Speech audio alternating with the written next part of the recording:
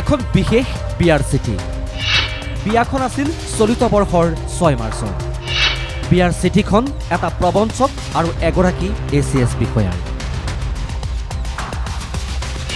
দীৰ্ঘদিনীয়া প্ৰেমৰ অন্তত ACS বিষয়াগৰাকীৰে বিয়াত বহাৰ যুঁজা চলাইছিল প্ৰবঞ্চক চিন্ময় দাসে।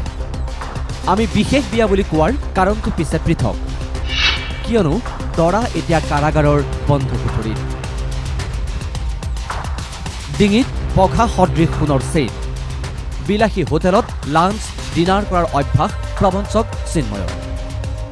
বিতৰ্কিত কোৰিঅগ্ৰাফাৰ, সম্প্ৰতি জেলত থকা সুমি বৰা অতি কম সময়তে ধনী হোৱা বিশাল ফুকনতকৈ কোনো গুণেই কম নহয় চিন্ময়। বিলাসী বাহন, সুবিশাল ডুপ্লেক্স অট্টালিকাৰ গৰাকী চিন্ময়। 2 মাৰ্চত আছিল চিন্ময়ৰ জোৰোণ। 2 মাৰ্চৰ পূৰ্বে গ্ৰেপ্তাৰ হৈ জেলত থকা চিন্ময় অবিহনে কইনাক পিন্ধালে জোৰোণ।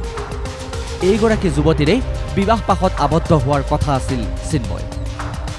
কইনা মৰিগাঁও জিলাৰ সহকাৰী সঞ্চালকৰ কাৰ্যালয়ত কৰ্মৰত। শেহতীয়াকৈ চাকৰি লাভ কৰিছিল চিন্ময়ৰ হ'বলগীয়া কইনাই।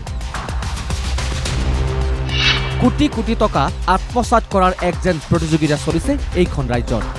ট্ৰেডিঙৰ মায়াজালত বন্দী কৰি বহু গ্ৰাহকৰ পৰা প্ৰায় 50 কোটি টকা লুটি অন্তৰ্ধান হৈছিল প্ৰবঞ্চক চিন্ময়।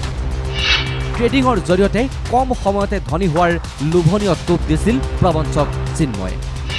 আনকি পিতৃ মাতৃকো ট্ৰেডিঙৰ প্ৰতি আসক্ত কৰোৱাইছিল মৰমৰ পুত্ৰ চিন্ময়ে।